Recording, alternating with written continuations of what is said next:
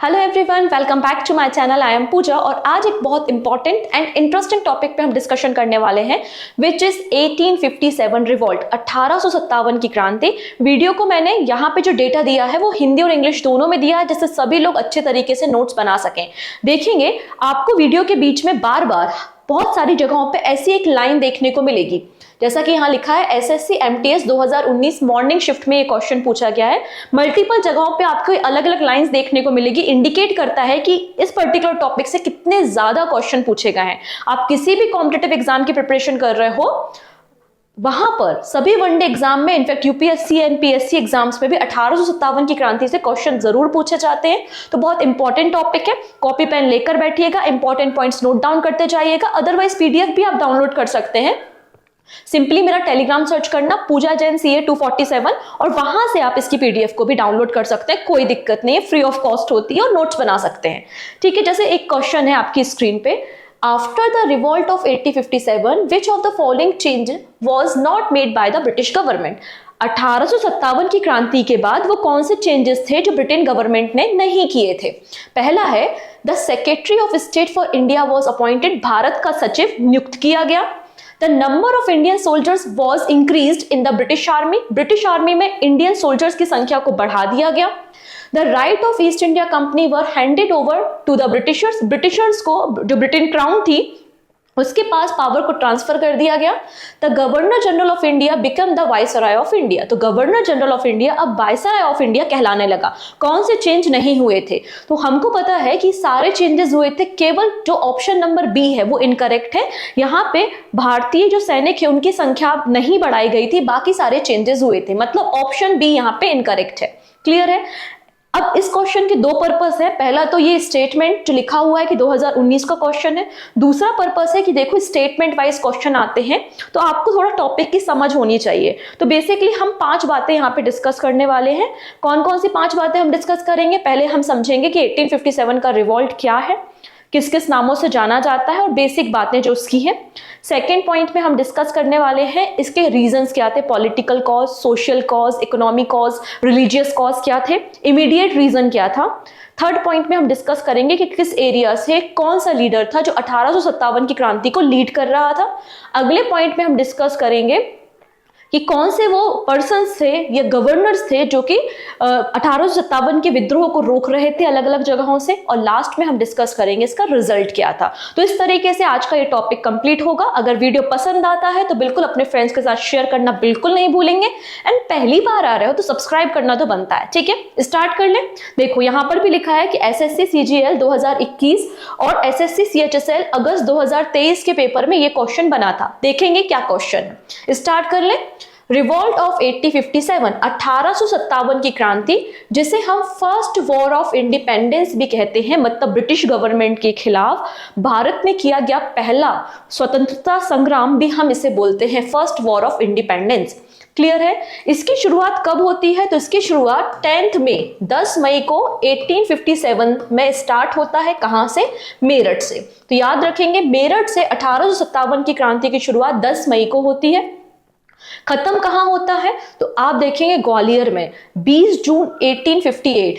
तो 20 जून 1858 में ग्वालियर में आप देखेंगे इस विद्रोह की समाप्ति होती है, एंड होता है ये आपका विद्रोह। तो क्वेश्चन ये पूछा गया था कि 1857 की क्रांति का जो विद्रोह था वो कहां पर खत्म हुआ? तो ग्वालियर में खत्म हुआ था, ग्वालियर में एंड हुआ था और स्टार्ट मेरठ से हुआ था।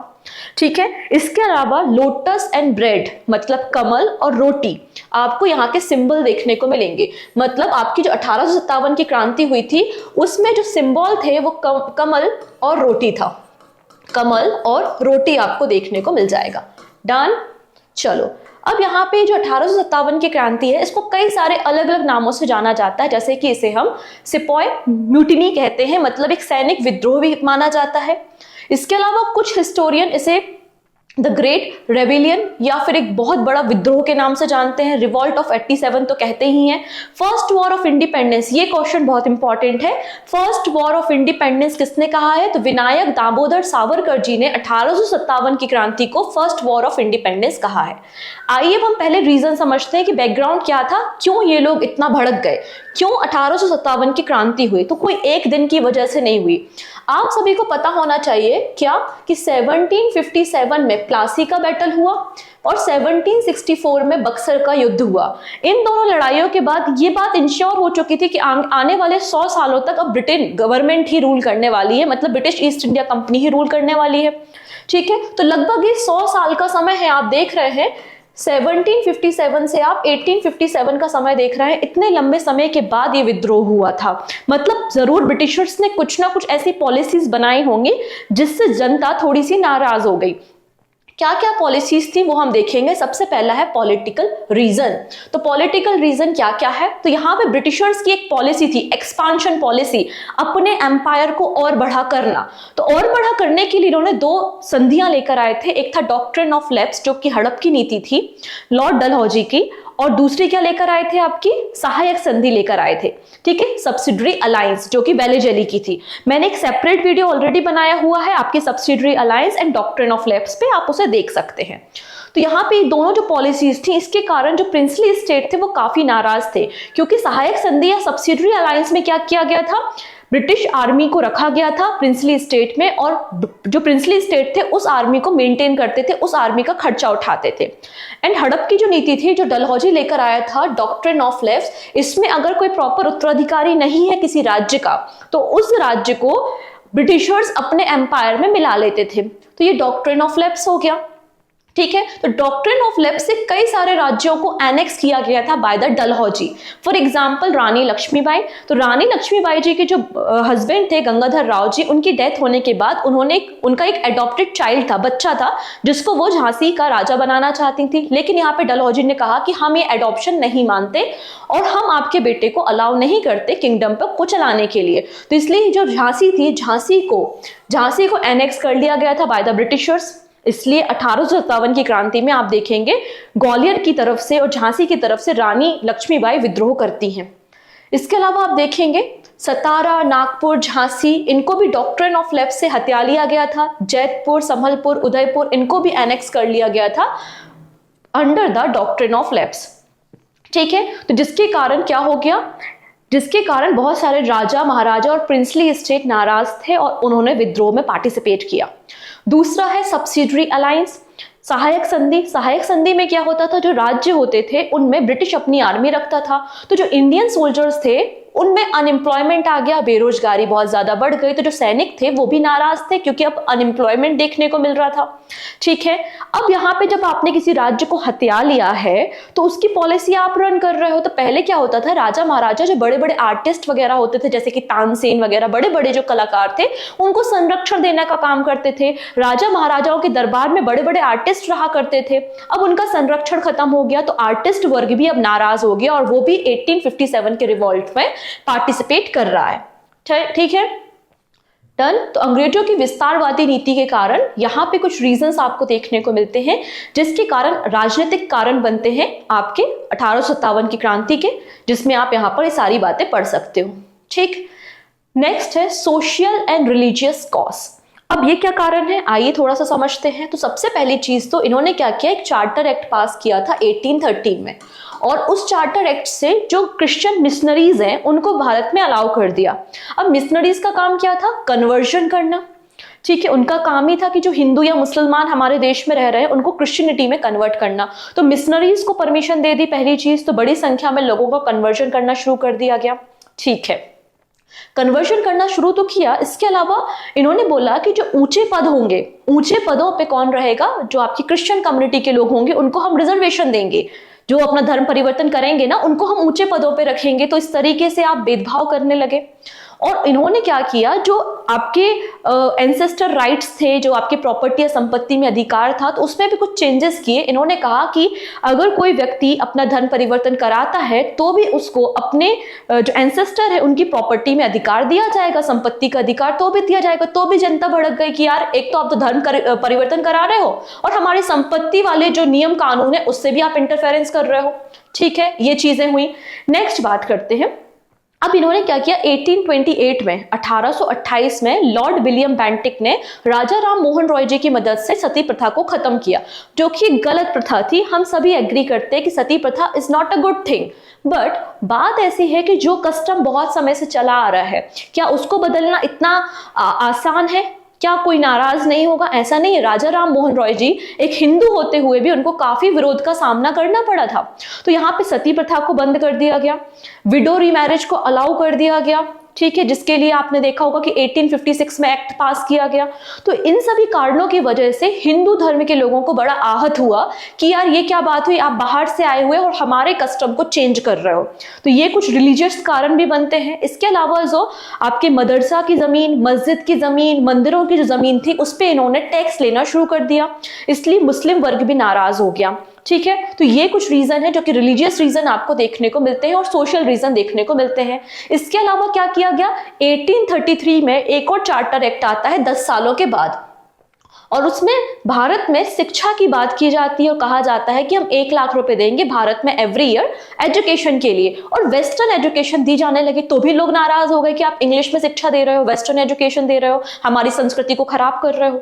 ठीक है, तो ये कुछ आपके सोशल एंड रिलीजियस कॉज बनते हैं, जिसके कारण 1857 की क्रांति में पंडित वर्ग, मौलवी वर्ग, आपके इसके अलावा मुस्लिम और हिंदुओं का पार्टिसिपेट करने का ये रीजन हमें सामने आता है। ठीक है, चलो नेक्स्ट बात कर लेते हैं। तो सामाजिक और धार्मिक कारण हमने यहां पर देख लिए, डन। Next, military cause. अब यहां पे सैनिक विद्रोह का कारण क्या था? तो सैनिक विद्रोह का एक कारण जो मुझे समझ में आता है वो ये है कि यहाँ पे उस समय गवर्नर कौन है? कैनिंग है। लॉर्ड कैनिंग आपका गवर्नर है जब 1857 की क्रांति हो रही है, और उसने क्या किया, एक एक्ट पास किया 1856 में। एक इसने एक्ट पास किया जिसका नाम है जनरल सर्विस इनलिस्टमेंट एक्ट। इसमें क्या कहा गया कि कोई भी व्यक्ति जो सोल्जर है, जिसको आपको आर्मी में रिक्रूट किया गया है, उसको हम देश के अंदर और देश के बाहर कहीं पे भी डिप्लॉय कर सकते हैं, सेवाओं को देने के लिए कहीं पे भी भेज सकते हैं। और उस समय ऐसा माना जाता था कि समुद्र को क्रॉस करना एक गुनाह है, एक अपराध है, हमें बाहर नहीं जाना है, देश के बाहर नहीं जाना है, पहली चीज। दूसरा, अगर इनको देश के अंदर भी एक स्टेट से दूसरे स्टेट में डिप्लॉय कर रहे हैं तो सैनिकों का आने जाने का खर्चा सैनिकों को खुद उठाना पड़ता था, ब्रिटिश गवर्नमेंट नहीं देती थी। इसके अलावा सैनिकों के साथ भेदभाव किया जाता था। हमारे जो उस समय की ब्रिटेन आर्मी थी उसमें 5:1 का रेशियो था, मतलब 5 इंडियन पर 1 यूरोपियन था। यूरोपियन आर्मी की संख्या कम थी और इंडियन आर्मी की संख्या, इंडियन सोल्जर्स की संख्या ज्यादा थी, लेकिन हमेशा हाई पोजीशन पे, ऊंचे पदों पे ब्रिटिशर्स को रखा जाता था। और उसके अलावा ब्रिटिशर्स को ज्यादा पेमेंट की जाती थी और इंडियन सोल्जर्स को कम पेमेंट की जाती थी। ठीक है, तो यहाँ पर जो सोल्जर्स थे वो भी काफी परेशान थे। इसके अलावा आप देखेंगे इसके बाद जो इमीडिएट कारण है, अभी हम थोड़ी देर में डिस्कस करेंगे कि क्यों अचानक से ये सेपॉय आपको म्यूटिनी या फिर आपका सैनिक विद्रोह क्यों बना। तो Indian sepoy formed more than 87% of the British troop in the India but were consider inferior to the British soldier. उनको सैलरी कम देना, उनके साथ भेदभाव करना और उसके अलावा इस एक्ट को पास करना, तो जिसके कारण यहाँ पर सैनिक विद्रोह भी एक सैन्य कारण भी आपको देखने को मिलता है। ठीक है, डन। नेक्स्ट, अब इकोनॉमिक कॉज क्या थे? अब जो बड़े बड़े बिजनेसमैन हैं, व्यापारी हैं, वो क्यों 1857 की क्रांति में पार्टिसिपेट करेंगे? सिंपल सी बात है, तो कुछ उनके पास भी रीजन होना चाहिए। आइए हम देखते हैं रीजन क्या है। पहली चीज कि उस समय तक बहुत सारी व्यवस्थाएं टैक्स के लिए लाई जा चुकी थी, जैसे कि आप लोग ने permanent settlement, Ryotwari, Mahalwari system, इन सब के बारे में सुना होगा। नहीं सुना तो बिल्कुल आने वाले वीडियो में मैं डिस्कस करूंगी ये सारे आपके जो सिस्टम्स थे। तो अलग अलग टैक्सेस इंपोज किए जाते थे और टैक्सेस बहुत ज्यादा अमाउंट में इंपोज किए जाते थे, जिससे किसान वर्ग बड़ा नाराज था। पहली चीज, किसानों का 1857 की क्रांति में पार्टिसिपेट करने का रीजन क्या था? पहले तो टैक्सेस ज्यादा होना, दूसरा रीजन समझिए, ये लोग कमर्शियल फार्मिंग पे ज्यादा फोकस करते थे कि आप जो इंडिगो मतलब नील की खेती करो, टी, कॉफी, कहवा, इनकी फार्मिंग करो। ठीक है, आप मतलब क्या करो, कमर्शियल कल्टीवेशन ज्यादा करो, डोमेस्टिक कल्टीवेशन जैसे कि हमारे पल्सेस हैं, वीट है, राइस है, उनका प्रोडक्शन ज्यादा मत करो। इससे क्या होगा, इससे यार डोमेस्टिक डिमांड बढ़ जाएगी, सप्लाई कम हो जाएगी, तो ऑब्वियस सी बात है किल्लत हो जाएगी ना खाने की, तो वो किल्लत यहाँ पर देखने को मिल रही थी। ठीक है, और यहाँ पे जब टैक्सेस ज्यादा लगाने लगे तो यहाँ पर एक नया वर्ग बनता है, जमींदार वर्ग। और जमींदार वर्ग क्या करता था कि इनको बदले में क्या देता था, लोन देता था, और लोन के बदले में इनकी जमीन ले लेता था। तो बहुत सारे किसान जो है वो जमीन मतलब उनकी चली गई, लैंडलेस फार्मर्स हो गए, तो किसान वर्ग इसलिए काफी नाराज हो गए। दूसरी बात, अब इस समय तक क्या हुआ था, औद्योगिकीकरण मतलब इंडस्ट्रियलाइजेशन हो चुका था। औद्योगिक क्रांति आपको यूरोप में देखने को मिलेगी, आपको ब्रिटेन में देखने को मिलेगी। मतलब अब आपका जो बिजनेस हो रहा है वो बड़ी बड़ी मशीनों से हो रहा है। तो रॉ मटेरियल भारत से जाता था ब्रिटेन में फैक्ट्रीज में रॉ मटेरियल के प्रोडक्ट बनते थे और वापस में आके इंडिया में उनको बेचा जाता था। ठीक है, तो इससे क्या हुआ, हमारे देश का जो व्यापार था वो तो बहुत ज्यादा इकोनॉमिक कंडीशन स्लो डाउन हो गई, पहली चीज। इसके अलावा जो आपके एमएसएमई सेक्टर जिनको आज हम बोलते हैं, लघु उद्योग जिनको हम बोलते हैं, और हमारे जो आर्टिस्ट थे, जो हैंडलूम वर्कर थे, उनका काम तो चला गया। क्योंकि आपको पता है कि जो हैंडीक्राफ्ट्स होते हैं, जो हाथ से बनी चीजें होती हैं, उनको बनाने में समय भी लगता है और कॉस्टिंग भी ज्यादा होती है। जबकि मशीन से आप कोई प्रोडक्ट बनाते हो तो उसकी कॉस्टिंग भी कम होती है और मास प्रोडक्शन भी होता है। तो यहाँ पे हमारे व्यापारियों का धंधा यहाँ पर चौपट हो गया, इसलिए आपका जो बिजनेस क्लास थी वो नाराज थे, और फार्मर्स क्यों नाराज थे वो भी हमने देख लिया। इसके अलावा जो एक्सपोर्ट ड्यूटी थी वो बहुत ज्यादा थी। तो हमारे जो बिजनेसमैन अगर कोई सामान बनाते हैं तो अगर वो दूसरे देश में भेजना चाहते हैं तो बहुत ज्यादा टैक्सेस मतलब एक्सपोर्ट ड्यूटी लगाई जाती थी, जिसके कारण आप यहाँ पे देखेंगे ये कुछ इकोनॉमिक कॉज थे जिसके कारण बिजनेसमैन एंड फार्मर्स ने पार्टिसिपेट किया 1857 के रिवॉल्ट में। तो आर्थिक कारण भी हमको समझ में आ गया। ठीक है, चलो नेक्स्ट देख लेते हैं। अब आता है इमीडिएट कारण। ये तो 100 सालों की घटनाएं थी कि ऐसी ऐसी चीजें ये लोग कर रहे थे जिससे लोग नाराज चल रहे थे, लेकिन इमीडिएट कारण क्या होता है, तो इमीडिएट रीजन बनता है इनफील्ड राइफल। एक्चुअली जो आपका इंडियन सोल्जर्स थे वो एक राइफल इस्तेमाल करते थे, और उस राइफल में क्या होता था, आपको गन पाउडर और आपकी जो गन है या कार्टेज है, तो दो सेपरेट बैग लेकर चलना होता था। थोड़ी देर के लिए मान लेते हैं, मेरी ड्राइंग देख के बिल्कुल हंसीएगा नहीं, ये आपकी गन है, ओके, ये गन है, आज से ऐसी ही गन है, एक्सेप्ट कर लो। तो इसमें क्या होता था, जो इंडियन सोल्जर्स थे ना, उनको दो बैग्स कैरी करने होते थे, एक में होते थे कार्टिलेज और दूसरे में होता था गन पाउडर। तो आपको पहले गन पाउडर एंटर करना होगा, फिर कार्टिलेज को एंटर करना होगा, तो दो बैग कैरी करने होते थे। तो ये जो ओरिजिनल या ट्रेडिशनल राइफल थी, इसको रिप्लेस कर दिया गया इनफील्ड राइफल से। इनफील्ड राइफल के जो कारतूस होते थे या कार्टेज होते थे ना, इसमें नीचे यहाँ पे भरा होता था गन पाउडर, और इस तरीके से इसको सील कर दिया जाता था जिससे इसमें मॉइस्चर ना आए। ठीक है, और इसको सीधे बंदूक पे डाल दिया जाता था, तो जिससे आपको ये दो बैग अलग अलग कैरी ना करना पड़े। तो इस तरीके से इनफील्ड राइफल के जो कार्टिलेज थे या जो कारतूस थे ना, इनको यहाँ से ऊपर से मुंह से खोलना होता था, जिसको आपने सील कर रखा है, और यहाँ पे ग्रीसिंग की गई थी किसकी, फैट की, एनिमल फैट। वो भी कौन से एनिमल, काऊ एंड पिग। तो काऊ एंड पिग के एनिमल फैट की यहाँ पे ग्रीसिंग की गई थी और इसको मुंह से खोलना होता था। तो एक तरीके से आप हिंदू और मुस्लिम की जो भावनाएं हैं उनके साथ आप खिलवाड़ कर रहे हो। तो सैनिक यहाँ पे भड़क गए कि हम ये नई जो इनफील्ड राइफल है इसका इस्तेमाल नहीं करेंगे। हालांकि कैनिंग ने कोशिश की कि ऐसा कुछ नहीं है लोगों को बताने की, लेकिन तब तक मार्केट में ये बात फैल चुकी थी, रायता फैल चुका था, कोई सुनने तैयार नहीं था। ठीक है, तो इमीडिएट फैक्टर क्या बनता है, आपके इनफील्ड राइफल बनती है, और यहाँ पे हमारे जो सैनिक थे उन्होंने इस राइफल का इस्तेमाल करने से रिफ्यूज कर दिया, मना कर दिया। ठीक है, जब मना कर दिया तो उसके बाद आप देखेंगे यहाँ पर एक बैरकपुर छावनी थी। बैरकपुर छावनी में क्या हुआ, मंगल पांडे जी थे वहां पर, आपकी 34 नेटिव इन्फेंट्री, 34 नेटिव इन्फेंट्री आपको ये देखने को मिल जाएगी। ठीक है, इसमें कौन थे, मंगल पांडे जी थे, और इन्होंने वहां पर विद्रोह कर दिया और एक ब्रिटिश ऑफिसर को गोली मार दी कि हम इस्तेमाल नहीं करेंगे, 1857 का रिवॉल्ट यहां से शुरू होता है, हम इस इनफील्ड राइफल का इस्तेमाल नहीं करेंगे। उसके बाद मंगल पांडे जी को 8 अप्रैल 1857 में फांसी की सजा दे दी गई। ठीक है, डन। तो इस तरीके से बैरकपुर छावनी से ये कहानी शुरू होती है, फिर कुछ समय बाद मेरठ तक ये बातें पहुंच जाती हैं। तो 9 मई को मेरठ में क्या होता है, जब सोल्जर्स मना करते हैं कि हम इनफील्ड राइफल का इस्तेमाल नहीं करेंगे, तो लगभग 85 सोल्जर्स को अरेस्ट कर लिया जाता है। तो लोग सोचते हैं कि अगर हम यहाँ रहेंगे तो ये लोग हमें कुछ नहीं करने देंगे, हमें दिल्ली की तरफ जाना चाहिए। तो मेरठ के जो सोल्जर्स है वो सोच रहे हैं हमें दिल्ली की तरफ जाना चाहिए। तो जो अरेस्ट किए हुए सोल्जर्स थे उनको लेके सभी लोग कहाँ चले गए, दिल्ली पहुंच गए। और दिल्ली में किससे मिले, उस समय जो मुगल रूलर था, उस समय जो मुगल राजा थे उनका नाम था बहादुर शाह जफर, या बहादुर शाह, इसे सेकंड के नाम से भी जाना जाता है। दोनों एक ही व्यक्ति है, कंफ्यूज मत होना, चाहे आप बहादुर शाह जफर बोल दो या बहादुर शाह सेकंड बोल दो, वो दिल्ली में है और वो मुगल राजा हैं, मुगल उस समय राजा कहलाते हैं। ठीक है, तो सभी सोल्जर्स इनके पास गए और इनसे बोले कि हम यहाँ से शुरुआत करते हैं एक बड़ी सी क्रांति की, जिसके लीडर होंगे आप।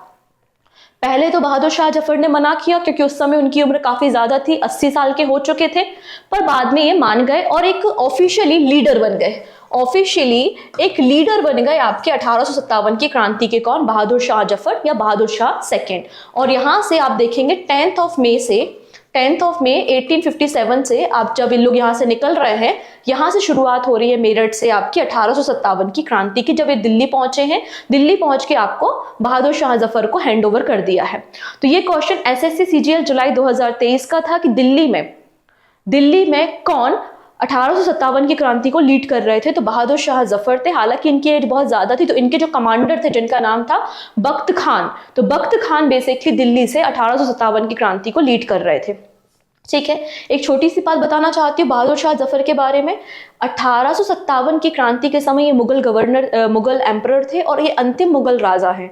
इनके बाद इनके 2 बेटे थे जिनको ब्रिटिशर्स ने मार दिया था, मतलब इनके बाद और कोई मुगल राजा नहीं है। तो ये लास्ट मुगल रूलर आपको देखने को मिलेंगे जिनका नाम है बहादुर शाह जफर। 1857 की जब क्रांति खत्म होगी तो इनको भेज दिया जाएगा रंगून और फिर 1862 में उनकी डेथ हो जाएगी और मुगल सल्तनत की समाप्ति की घोषणा कर दी जाएगी। समझ में आया इतना? चलो, दिल्ली के बाद अब जाते हैं लखनऊ। तो लखनऊ में क्या हुआ था, लखनऊ में ये अवध का जो एरिया है, अवध की बात कर ले तो अवध में रानी थी जिनका नाम था बेगम हजरत महल। बेगम हजरत महल के जो हस्बैंड थे वाजिद अली, उनकी डेथ हो चुकी थी और इनका एक छोटा बच्चा था, बेटा था, जिसको वो गद्दी पे बिठाना चाहती थी। लेकिन एक आउटरम की रिपोर्ट आती है और उसमें कहा जाता है कि आपने गलत तरीके से यहाँ पे जो प्रॉपर्टी में अधिकार दिए हैं या गलत तरीके से आप राजा बना रहे हो, हम आपके बेटे को राजा नहीं मानते। तो यहाँ पे ब्रिटिशर्स ने मना कर दिया। तो यहाँ पे अवध में बेगम हजरत महल 1857 की क्रांति में पार्टिसिपेट करती हैं। क्यों करती हैं? क्योंकि अपने बेटे को अवध का नवाब बनाना चाहती हैं। इस तरीके से इनकी एंट्री होती है लखनऊ से। ठीक है, अब बात आती है कानपुर के बारे में। कानपुर में अगर आप देखेंगे बालाजी बाजीराव 2 पेशवा जो थे, बालाजी बाजीराव 2, तो बालाजी बाजीराव 2 के एक एडॉप्टेड सन थे जिनका नाम था नाना साहिब। अब चूंकि ये एडॉप्टेड सन है तो डलहौजी तो कह रहा था कि जो एडॉप्टेड सन होंगे उनको ना ही हम पेंशन देंगे, ना राजा का टाइटल देंगे, कुछ भी नहीं देंगे, तो पेंशन देना बंद कर दिया। तो नाना साहब नाराज हैं कि मुझे तो पेंशन चाहिए। तो ये 1857 की क्रांति में पार्टिसिपेट क्यों कर रहे हैं? क्योंकि इनको पेंशन चाहिए और ब्रिटिशर्स ने इनकी पेंशन खत्म कर दी है। तो कानपुर से आपको देखने को मिलेंगे कौन? नाना साहेब और ब्रिटिशर्स के बीच में फाइट होती है। नाना साहेब हार जाते हैं और कानपुर से चले जाते हैं। ऐसा बताया जाता है कि ये कुछ समय बाद ग्वालियर पहुंचे और ग्वालियर के बाद कुछ समय बाद ये नेपाल गए और नेपाल से फिर वो उनका क्या हुआ, वो जीवित थे नहीं थे, किसी को कुछ नहीं पता इसके आगे की कहानी, पर नेपाल चले गए थे, ये बात कंफर्म है। ठीक है, चलो, तो ये था आपका कानपुर से। फिर कानपुर में नाना साहब के अलावा एक और पर्सन थे जिनका नाम था तात्या टोपे, जिनको हम रामचंद्र पांडुरंग के नाम से जानते हैं। उनका ओरिजिनल नाम रामचंद्र पांडुरंग था और ऐसे हम उनको तात्या टोपे जी के नाम से जानते हैं। तो इन्होंने 1857 की क्रांति को लीड किया था। कहाँ से?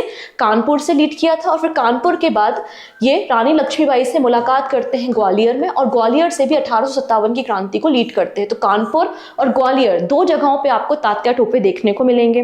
अब यहाँ पे तात्या टोपे जी का एक मित्र था राजा मान सिंह, और राजा मान सिंह ने इंफॉर्मेशन दे दी थी कि तात्या टोपे जी कहाँ पर छुपे हुए हैं, क्योंकि ब्रिटिशर्स इनको बहुत समय से ढूंढ रही थी, क्योंकि ये गोरिल्ला युद्ध में माहिर थे, इनको पकड़ना आसान नहीं था।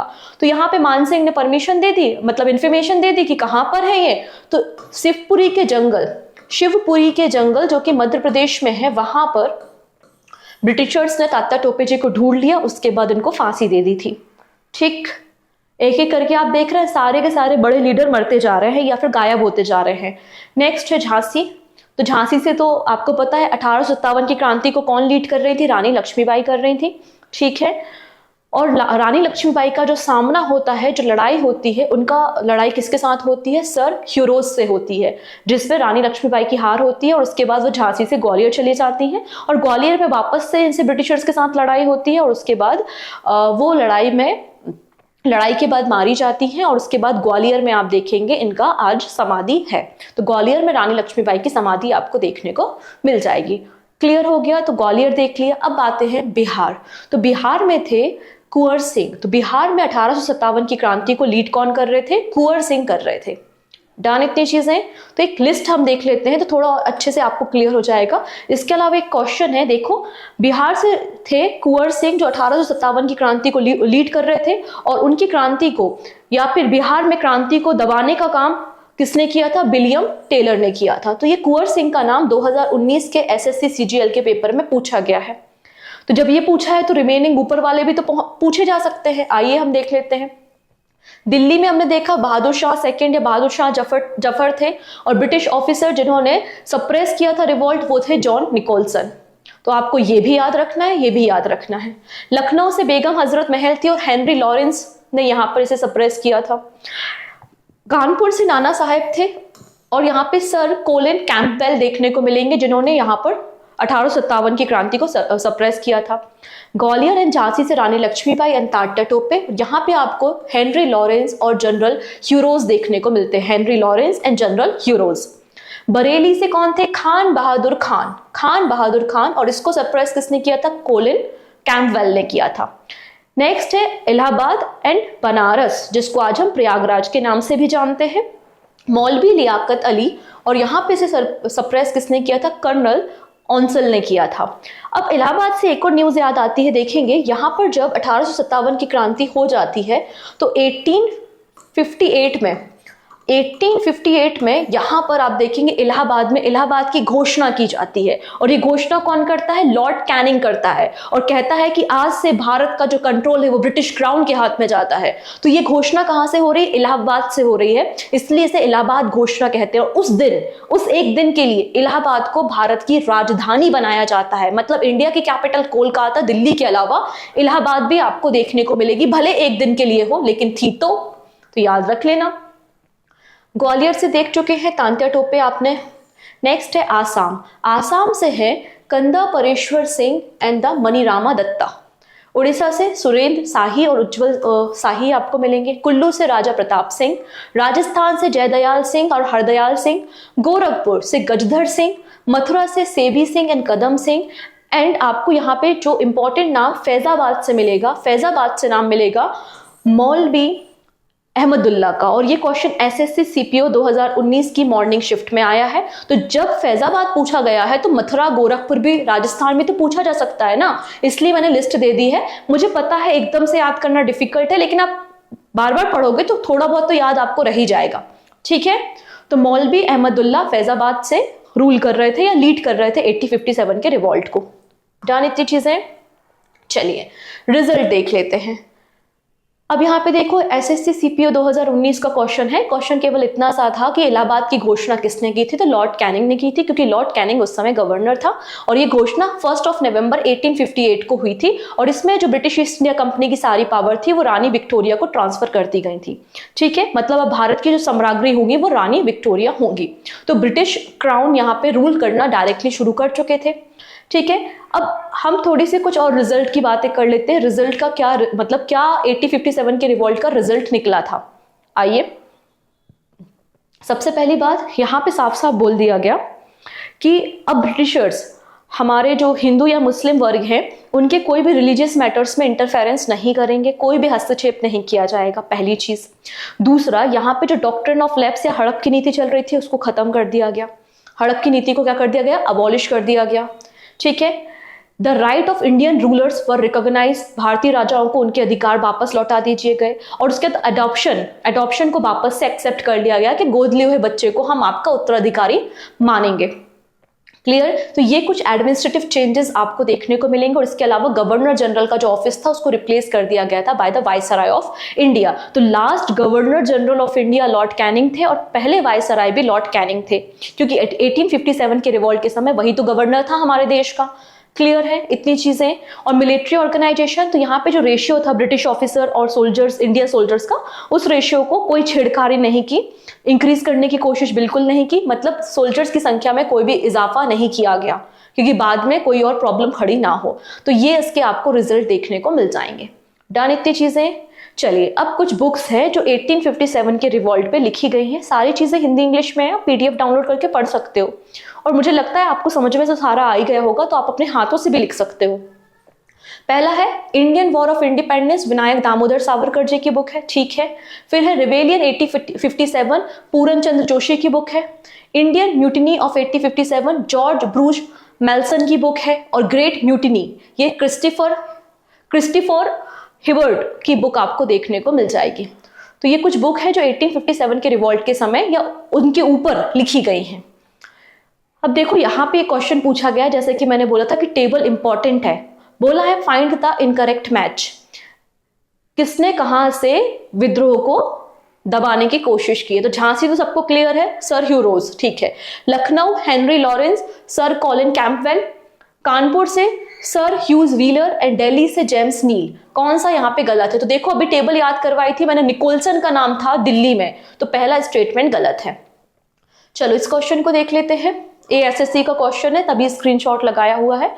Who was the Mughal emperor when the massive rebellion against the British rule broke out in 1857? तो मुगल एम्परर कौन था? बहादुर शाह जफर था, ठीक है, इजी है। नेक्स्ट है in which of the following cities is the tomb of Rani of Lakshmibai located? तो रानी लक्ष्मीबाई की समाधि आपको ग्वालियर में देखने को मिल जाएगी। ऑप्शन 3 यहाँ पे करेक्ट हो जाएगा। नेक्स्ट है the act that transfer the power from British East India Company to the British crown. कौन सा एक्ट पास हुआ? तो 1857 की क्रांति के बाद 1858 में पास हुआ, मतलब गवर्नमेंट ऑफ इंडिया एक्ट 1858। इससे ब्रिटिश ईस्ट इंडिया कंपनी की पावर क्राउन को ट्रांसफर कर दी गई। नेक्स्ट इनमें से कौन जो है वो रिवॉल्ट से एसोसिएटेड नहीं है? तो अवध से आपने देख लिया बेगम हजरत महल है, कुंवर सिंह आपके बिहार से हैं, मंगल पांडे जी से जो शुरुआत हुई थी बैरकपुर छावनी से, पर भगत सिंह जी का यहाँ पे कोई रोल नहीं है। अभी भगत सिंह जी की एंट्री नहीं हुई है, भगत सिंह जी की एंट्री आगे फ्यूचर में होगी, अभी उनकी एंट्री नहीं है, ठीक है। नेक्स्ट है who was the governor general during the revolt? So answer हो जाएगा क्या? Lord Canning. Lord Canning is the right answer, option A. फिर क्या पूछा गया है? Who was the prominent leader in the Lucknow during the revolt of 1857? ये सभी क्वेश्चन पूछे गए हैं, सारे से के सारे PYQs हैं, ठीक है। Begum Hazrat Mahal is the right answer. Next है who is the author of book the first Indian war of independence 1857 to 59? अब यहाँ पर बच्चा गलती कर देता है, ये जो पुस्तक है ना ये कार्ल मार्क्स की बुक है। एक्चुअली 2 बुक्स हैं, मैं आपको बताती हूँ। एक बुक है the first Indian war of independence 1857 to 1859 जो कि कार्ल मार्क्स ने लिखी है, और दूसरी बुक मैंने बताई the Indian war of independence जो कि वीर दामोदर सावरकर जी की बुक है। तो 2 अलग अलग पुस्तकें हैं, आप इनके बारे में याद रखेंगे। नेक्स्ट है सर ह्यूरोज ने किसे कहा है the best and the bravest military leader of the rebel? तो आंसर हो जाएगा लक्ष्मीबाई जी को, option B. And this is question of the day, जिसका आंसर आप मुझे कमेंट सेक्शन में देंगे। ऑप्शन आपको क्लियर दिख रहे होंगे। यहाँ पे बेसिकली पूछा गया है 1857 के रिवॉल्ट में किस जगह से कौन लीडर थे जो लीड कर रहे थे, ठीक है। आप सही आंसर मुझे कमेंट सेक्शन में दीजिएगा, मैं आपके आंसर का वेट करूंगी डेफिनेटली। डन। सो आज के लिए इतना ही। आई होप आपको पूरा मैटर समझ में आया होगा, पूरी क्रांति समझ में आई होगी। सो बिल्कुल आप भी क्रांति कर दीजिए और इस लिंक को शेयर कर दीजिए, ठीक है। सो मिलते हैं नेक्स्ट वीडियो में, टेक केयर।